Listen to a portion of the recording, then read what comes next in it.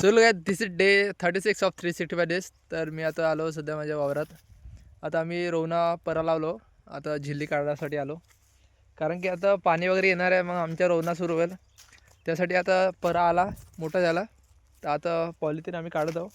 हे आता वारत आहे आता सध्या. आता घडी करायसाठी आलो आणि घरी घेऊन जातो आम्ही दोघे भाऊ. बऱ्याची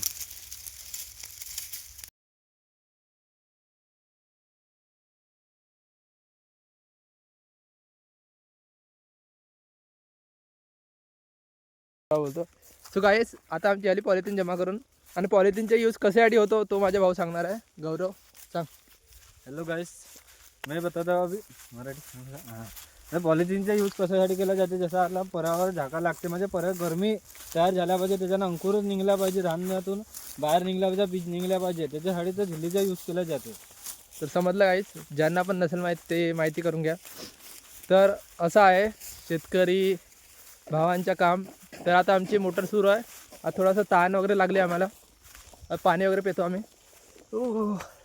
बघू शकता आता मस्त मोटर आहे आमची. जास्त पाणी नाही आहे, थोडाफार आहे. बोलू नको, थोडासा व्हिडिओ चालला आहे.